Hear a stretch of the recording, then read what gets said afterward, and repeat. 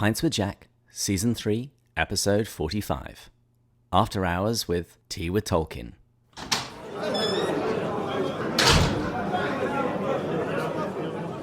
Good morning and welcome to Pints with Jack, a podcast where normally two enthusiastic C.S. Lewis amateurs get together, share a beverage and discuss a work of C.S. Lewis. However, today Narnia meets Middle-earth once more as we continue Tolkien Month, and I'm joined by Kaitlyn from the Tea with Tolkien podcast. So, a few details about Kaitlyn. She is a Catholic convert, she lives with her family in the Midwest, she is a wife to Alex and a mother to 4 babies at home and 2 in heaven, and she is a hobbit at heart. You can usually find her with an iced coffee in her hand and a baby on her hip. Hobbies include thinking about Tolkien, obviously, making friends on Twitter, which is how I first met her, and hanging out with our Lord in her parish adoration chapel. And not to mention, blogging and podcasting at Tea with Tolkien. Kaitlyn, welcome to Pints with Jack. Thank you so much for having me. You and I were talking just before the interview, and I said you came on my radar around the time that you were having a sale on your website. And one of the girls from our C.S. Lewis book club said, I think you should check out her website. I think there are some mugs that you'll appreciate. And so that's why today I am drinking out of my Lattes with Lewis mug. I love it. Now, I'm actually drinking PG Tips today. Obviously had to drink tea when I'm talking with the person behind Tea with Tolkien. Are you drinking anything? So I feel like this is very ironic. I'm actually drinking an iced latte. So I'm not even drinking tea, but I'm glad that you are. I at least have the mug that you need to be drinking out of. Right, I know. Now, normally, and by normally I mean times when we're not in the middle of a pandemic, my fiancé and I go to Mass together on Thursday mornings, after which we go to one of our favorite coffee shops here in San Diego, which will hopefully reopen once all this nonsense is over. But on one of our anniversaries, shortly after my friend told me about your website, I organized it so that the coffee shop served us our beverages in Tea with Tolkien and Latte with Lewis mugs, which I had secretly bought earlier that week and given to them beforehand. That's so sweet. Yes, thank you for helping me to, at the time she was my girlfriend, for continuing to woo her. Oh, was she so surprised? She was. She was utterly confused as to where the mugs came from and why they were suddenly serving our beverages in stuff that talked about Tolkien and Lewis. That's amazing. Well, also at the time she was working through The Lord of the Rings, and my love for Lewis is fairly obvious. So, That's awesome. So let's get on to the quote of the week. And this is from letter 213, and it's a letter that Tolkien wrote to Deborah Webster in 1958. And I'm going to ask you about this a little bit later, because I know that you did an episode on this. Mm-hmm. And Tolkien wrote this: I am in fact a hobbit in all but size. I like gardens, trees, and unmechanized farmlands.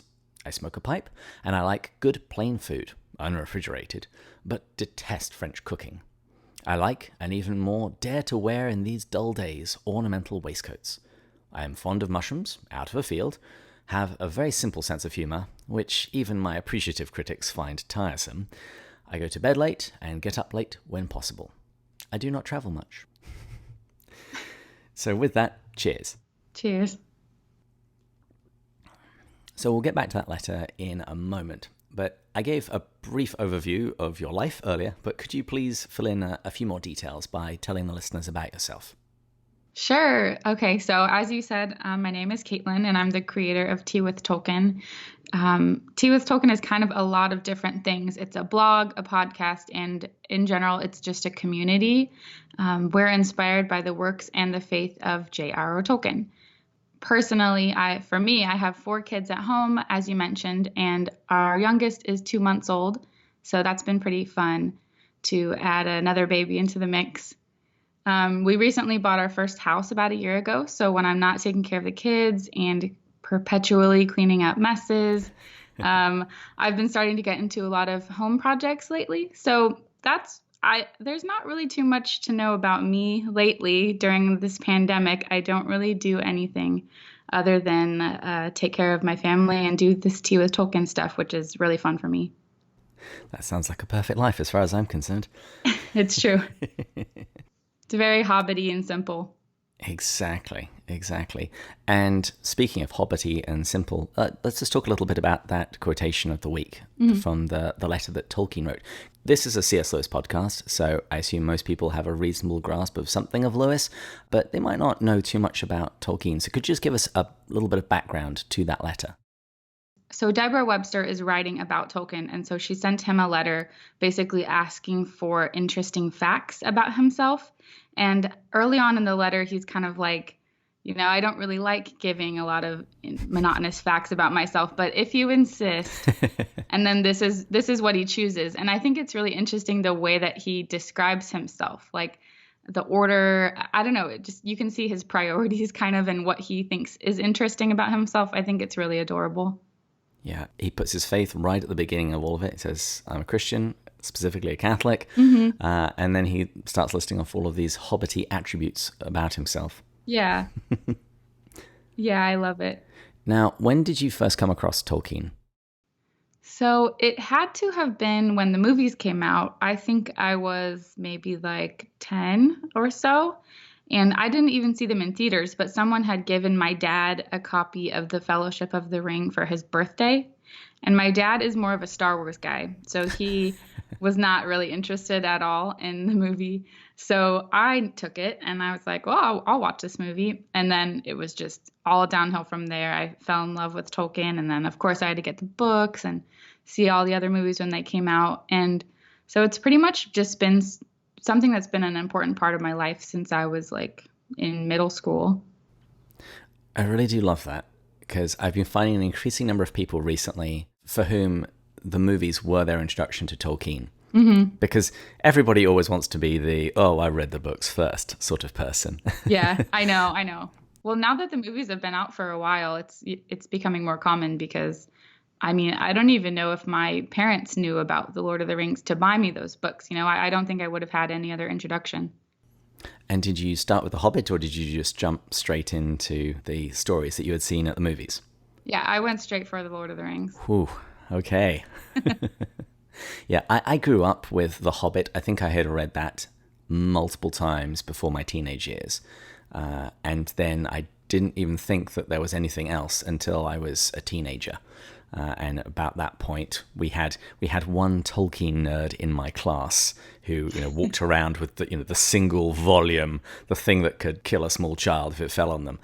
Yeah. Yeah, that would have been me. That was me in high school. Now, earlier in the week, I put up on social media that I was going to be interviewing you, and I asked people if they had any questions for you. And Daniel Cox asked what your favorite chapter is of The Lord of the Rings and why. Okay, I love this question, and I had to think about it for a little bit. But my favorite chapter is the Field of Cormallen. I'm not exactly sure how you pronounce it, if it's Cormallen or Cormallen. There's no judgment here. I don't know, because I don't know. I've always just read it, so who knows. But this chapter is towards the end of the Return of the King, and it's kind of after the whole quest has been completed. I don't want to give too many spoilers if your listeners haven't read The Lord of the Rings, but it's been out for a while, so they don't really have too much of an excuse. No, I don't think they do.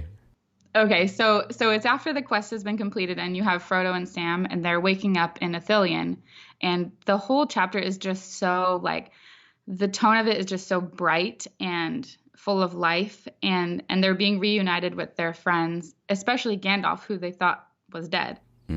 It's just really beautiful, this reunion, and in it is my favorite quote from The Lord of the Rings, where Sam asks, "Is everything sad going to come untrue?" And this quote really stuck with me, so I would say that's my favorite chapter. It's also a huge sigh of relief, because particularly as you're going through Return of the King, your heart has been aching for most of the book. Yeah. Things are never relaxed, and finally it's like, oh, good news. Okay. I know. Yeah. The way that you struggle through, even the way that Tolkien writes, it makes it more of a struggle as you're getting closer and closer to the end. So then he even just changes his style as he's writing, and you can just sense the relief, and it's full of like springtime and new life, and like the flowers are blooming, and there's harps and trumpets, and it's just really beautiful. And that quotation from Sam, it really speaks to the heart of Tolkien's eucatastrophe. Mm-hmm. Could you speak about that a little bit as well? What did Tolkien mean when he said eucatastrophe? So eucatastrophe is a word that Tolkien himself invented. Surprise, surprise. I know. It speaks to this happy turn that you see towards the end of any good fairy story. He actually would argue that it's kind of the main thing that you need to have in a good fairy story. All good fairy stories have this. And so it's kind of like everything seems lost, but then suddenly there's this happy turn that brings joy that pierces like sorrow or something like that. I can't remember the quote exactly, but it's just a really beautiful turn of events. And he said that the resurrection is the greatest eucatastrophe, which all other small eucatastrophes are kind of an echo of. Nice. So let's talk about Tea with Tolkien. As you've mentioned, it is a lot of things. It's a podcast, a website, blog, and discussion groups, and book. So let's just work through it chronologically. Can you tell us a little bit about each and when they became a reality in your sub-creation? Yeah, so the first thing that started was the blog, and I kind of had a Facebook group that paired with that. I'm not really on Facebook very much anymore, but we started out with a blog, and then we pretty soon after that began doing book clubs where we just read through Tolkien's works together. So we read through The Lord of the Rings, and then we read through The Lord of the Rings again. What did that look like, though? What does it look like to read through a book online? So I made a schedule, and then everyone can I made like a PDF printable, everyone prints it out, and then you can kind of stay on track. And we would have a discussion every week. Like it was every Monday, I would do a little thread in our Facebook group, so anyone could join it at any time. It wasn't like the kind of thing that you need to be here Saturdays from 10 to 11, It was a lot more relaxed. So anyone could join at any time throughout the week because I know everyone's busy. So that's how we did it for the first maybe 2 years. And now we've moved over to Discord. So I found that's a lot better just because I don't like being on Facebook. And just personally, I have to do what works for me because I don't want to be on Facebook all day. So we have book clubs on there now, and it's kind of the same thing. So we're reading through The Lord of the Rings over the course of 1 year, because in the past we had done it like in a lot shorter increments, like 12 weeks, and that was way too fast for most people. Yeah. So now we're just taking it nice and slow, which is ironic now because everyone's off work, so they have a lot more time now. So we probably could have done it a lot faster this year, but that's how the whole community started. And then I also got on Twitter where I've met a lot of people, and that's been really fun. And then I started the podcast maybe a year ago or a year and a half ago. And I don't do a podcast every week. It's not the kind of consistent podcast you can rely on every week. It's more of like when I have something good to say, we'll say it. Because I don't want to be just putting out episodes for no reason, It's kind of like wizards. Never late. They just turn up exactly on time. Yeah, that's what I like to think my podcasts are like. And there's also a book that I've seen, 30 Days in the Shire. What's that about? Yeah, so I actually have 2 books. The first one is To Middle-earth and Back Again, and that is a chapter-by-chapter guide through The Lord of the Rings. So it kind of, I would say it's kind of like a combination between Spark Notes, where it does have like a summary reflection of each chapter, as well as space for journaling, and then like a devotional style prompt. So that's my first book that I wrote a couple years ago. And then my newest book, it's an ebook called 30 Days in the Shire.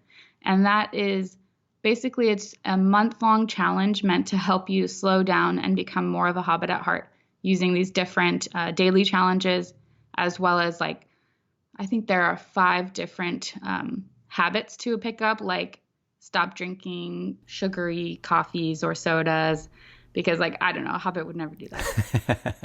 Stuff like that, like avoid drive-thrus, things that we face a lot today that a hobbit wouldn't really do. So it's not really like a fitness type of thing. It's more like a lifestyle change. So I kind of think of it like a whole 30, but it's like a hobbit halfling 30. I don't know. And a wonderful excuse to no longer have to trim your feet hair. Yes. Yeah. One of the other questions that was asked when I mentioned that I was going to be interviewing you, Laura Lee, she asked, what was the most unexpected thing that resulted from you building this Tea with Tolkien community? She said that she joined fairly early on and then it just exploded. It really did. It's kind of been hard to really keep track of even. But I think the most unexpected thing was I was not expecting to make so many friends. I don't know why I wasn't thinking I would, but being able to connect with other people who love Tolkien and want to become more of a Hobbit at heart has been really wonderful. And I've even been able to meet a lot of people online, and then we can hang out in real life, which has been amazing. So that's been wonderful. I think that's probably one of my favorite things of running a podcast as well. It's when you get to meet people in real life and you actually see that, things that I babbled on about while I was drinking a scotch, you found helpful. Great. It's amazing. Yeah, it's amazing. I've gone to a couple different conferences and met different people, mostly from Twitter. And it's been really, really awesome. That's really cool. One thing I was going to ask you as well was, how has doing something like Tea with Tolkien changed your appreciation for Tolkien himself and his work? I feel like I think about it every day. I kind of view the world through a Middle-earth tinted lens is kind of how I would put it. I don't know. I feel like I've really grown to appreciate nature a lot more just because of the way that Tolkien loved the created world so much, and kind of just the way he fit it all together into his own understanding and his faith. I feel like it's been really good for me. Yeah, I've been actually reading this past week his poem that he wrote to Lewis, Mythopoeia, and I'm definitely finding myself stretched by what he's writing. It's funny because in some ways I feel like I know Tolkien simply because I've read The Hobbit a bunch of times and I've read The Lord of the Rings and I'm currently working my way through the Silmarillion. And then more importantly, because I've read a lot of Lewis and so, well, Tolkien is Lewis's friend, therefore I basically know him. But working my way through this poem, it's made me realize that there's actually a lot more to this guy than I've reached the bottom of just yet. Have you read any of his letters? Well, I know we referenced one in the quote of the week, but do you have the copy of his letters? I don't have the Carpenter's book yet. That is on my Christmas list that my fiance will hopefully pick up this year. Hopefully, yeah. There's a book called The Letters of Tolkien, of J.R.R. Tolkien. Is it Carpenter who edited it? I don't remember. I think he was involved somewhere along the line. But that book is amazing. You learn so much about his life and the way that he communicated with his family, because I would say probably the majority of the letters are written to his sons. And it's really, really awesome. I think it's probably the best resource for learning about Tolkien.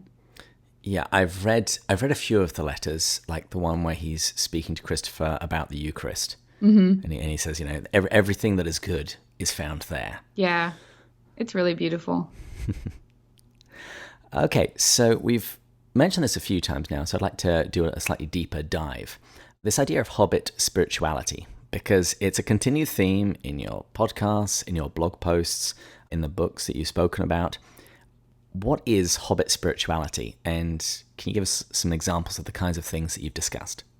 Yeah, so I don't know if there's a simple way to put it, because it's like I don't know, there are so many different elements to it, but I think the easiest way to understand it is it's very similar to St. Therese's The Little Way, just because hobbits are very humble and small. They're often overlooked, and yet it's through them that Middle-earth is saved. And they just possess so much goodness because they're steeped in goodness, and they don't have this high and mighty view of themselves. And one of the major themes in The Lord of the Rings is that the powerful people like Saruman, they kind of grow in pride, and it's to their downfall, especially in the way that Merry and Éowyn are the ones to take down the Witch King of Angmar, a woman and a hobbit, which are the two most unexpected characters, And he doesn't even think they can come at him. He's just like, go away, get out of the way. And then they're his downfall. And it's the same with Sauron. It's the little tiny hobbits who take him down. And he didn't even like have them on his radar hardly, because he just overlooked them in his pride. And I think that's kind of the same way with Jesus. Is he became very humble. God made himself small into a human, and took down Satan. It's very similar, I think. And yeah, there are some other ways too. I talk a lot about Frodo's fiat, which is kind of, I compare him to Mary in a little way, because of the way that he was just like, I will take the ring even though I don't know the way.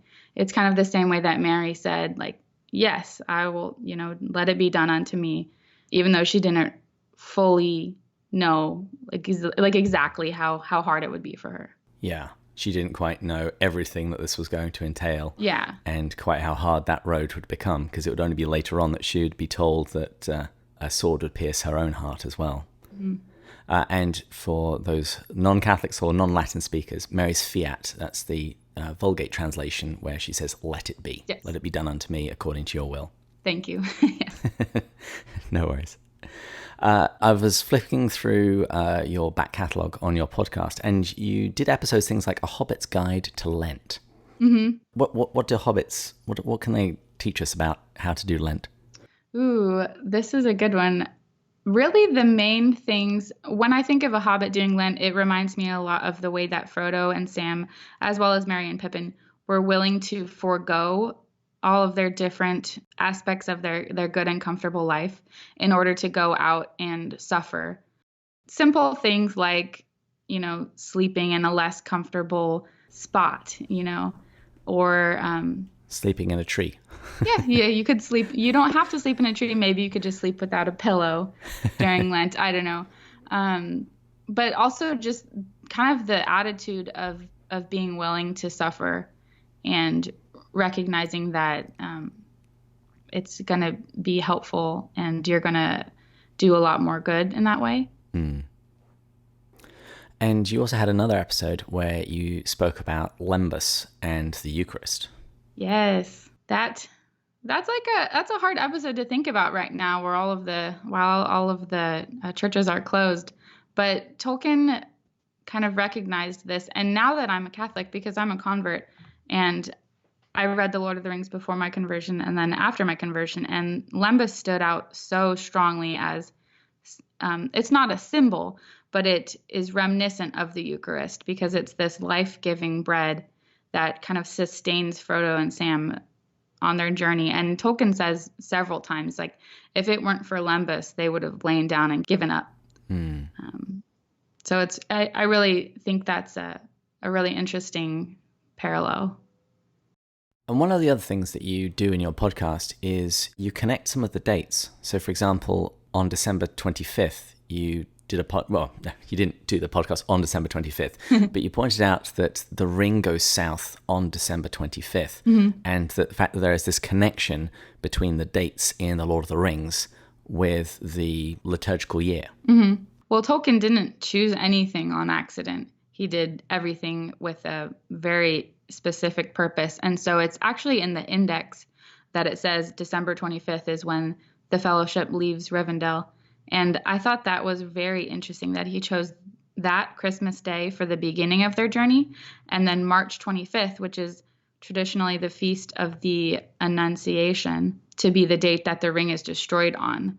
Because when Mary says yes and she accepts that Christ will come into the world, that's kind of like the beginning of the end when Satan is defeated, and so it's kind of an interesting way that he chose those dates. And one of the other things that I see weaved throughout your work is you talk about not only the hobbits willing to undergo unpleasantness for the journey that's and the quest that's placed before them, but you also talk about how the hobbits and the other characters process mourning and grief. And you spoke about that in an episode that you entitled To Mourning Through the Shadows. Mm-hmm. What do hobbits have to tell us about mourning? I think a couple things. When you're in the midst of something very difficult, I think a lot of Sam and the way that he continued to go on despite a complete loss of hope. Tolkien writes a couple different times about how Sam's heart just like hardens and he becomes very determined, even though he doesn't feel like there's any possible way he can carry on. And that's really been encouraging to me as I've gone through. That episode was about my recent miscarriage. I've had two, but this one was like my recent one. And so that has really comforted me and helped me find like the strength to continue going on, if that makes sense. Just because of the way that the hobbits are able to carry through such difficult times because they're so steeped in goodness, and they can understand that even though it might be really difficult where they are at the moment, they know that elsewhere in the world there is beauty and goodness.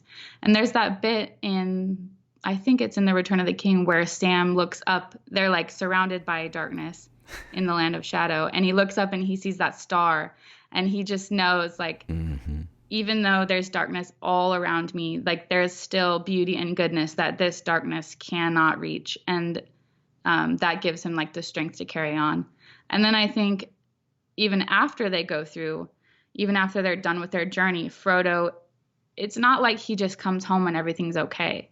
He doesn't come home and he's magically healed from everything that he's gone through. And I think that's really important, especially when you think of Tolkien and the way that he lived through World War I, and then he saw his children live through World War II. He recognizes that you can go through a trauma and you can come through it, but you're changed, and it's okay to be changed. I think that's really important. I'm really pleased that you referred to that incident with Sam, because that's my favorite part of The Lord of the Rings, when he's looking up, when everything seems dark, but he sees something beautiful in the sky, and that gives him hope. I really love how they did a good job of that in the movies, too. I appreciate that. One other listener, Michael Havens, he asked me to ask you about the presence of God in The Lord of the Rings, because you've already pointed to earlier the fact that this isn't just a straight allegory. This isn't just Tolkien saying, okay, Jesus is this, the Eucharist is this, but there is definitely a clear spirituality found within The Lord of the Rings, but God isn't directly referenced. There isn't a very obvious religion in Middle-earth. Where do you find God in The Lord of the Rings? Well, Tolkien mentions specifically that he chose not to have any kind of God character, because rather than it being a story that has God in it, it's just a story completely like saturated in his beliefs, kind of. He writes that The Lord of the Rings is a fundamentally Catholic work, but it's not Catholic in the way that the hobbits go to Mass. It's Catholic in the way that that providence is everywhere. Providence is constantly working through the story, and even through Gollum, because we know how the story ends with Gollum. He's the one to bring about the destruction of the ring. And Gandalf mentions it in chapter 2 in the Fellowship of the Ring, like something else is at work, something more powerful than the Dark Lord. Like Providence isn't mentioned a lot, but it kind of is just this unspoken character through the whole story. And then there are a couple of Christ figures that I think people like to study. There's a book called The Messiah Comes to Middle Earth. I believe that's the title.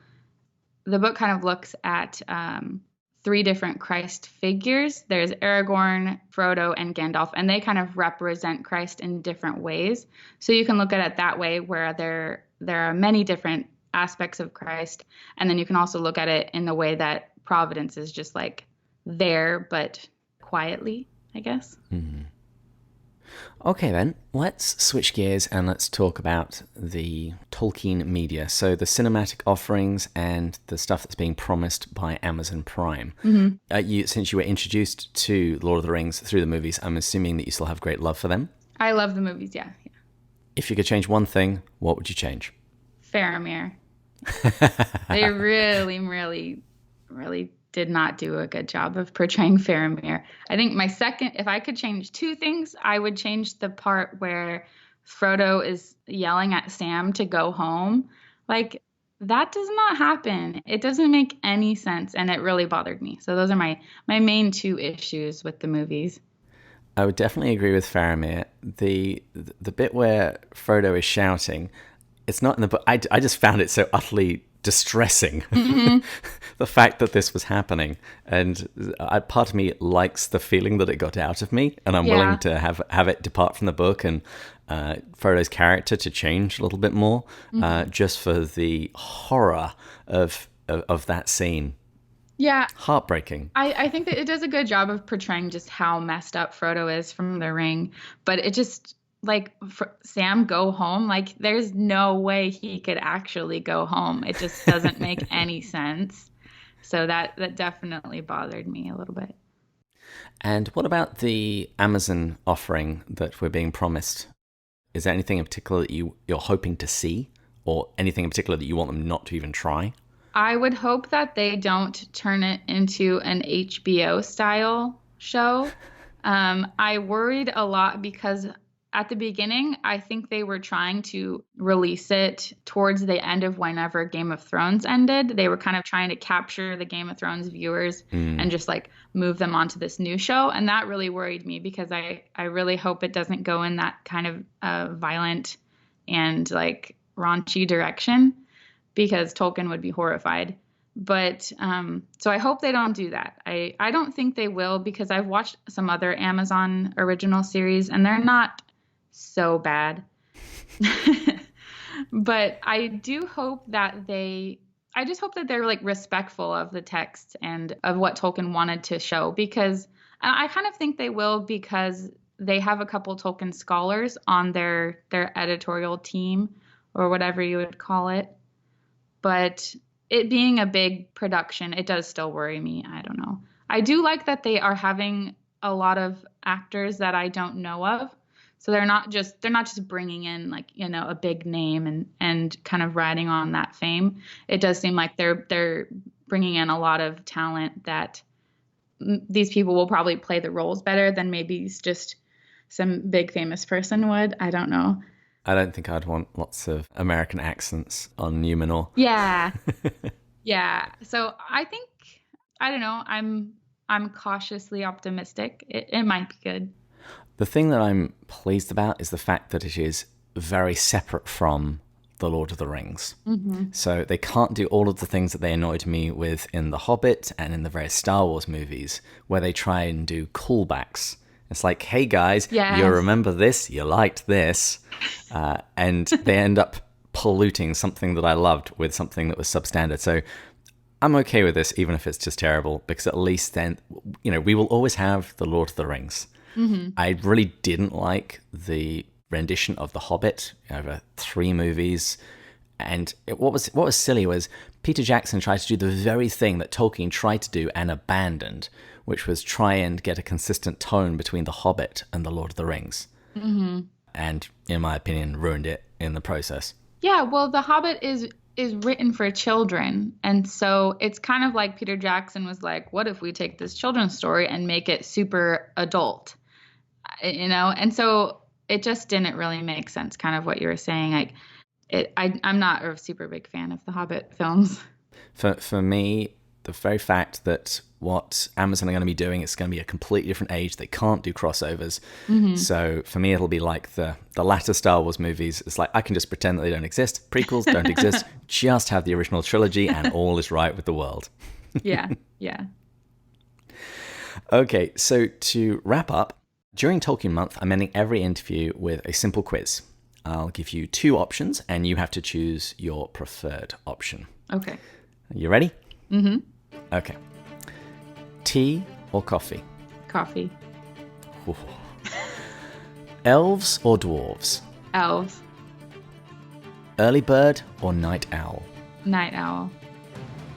Gandalf or Radagast? Gandalf. Call or text? Text. Tom Bombadil, wonderful or wretched? Wonderful. I will fight anyone who says wretched. Moving on. iPhone or Android? iPhone.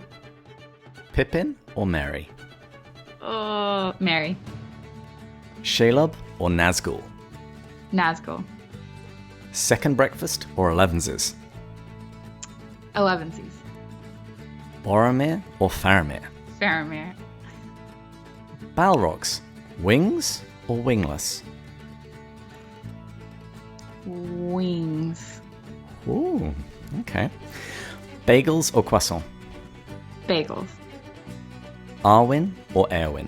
Éowyn. Rivendell or Lothlorien? Rivendell. Gollum or Jar Jar Binks? Gollum. Good choice. Lastly, Tolkien or Lewis? Tolkien. Okay, fine. You can have that one.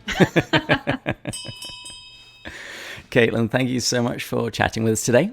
To close things out, could you please tell people where they can find out more about you and your work?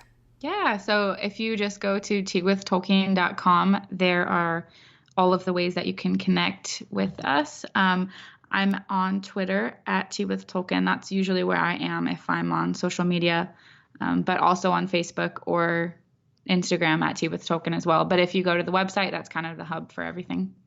Wonderful. And as usual, I'd like to thank John, Kate, and Rowdy, and all of our Patreon supporters.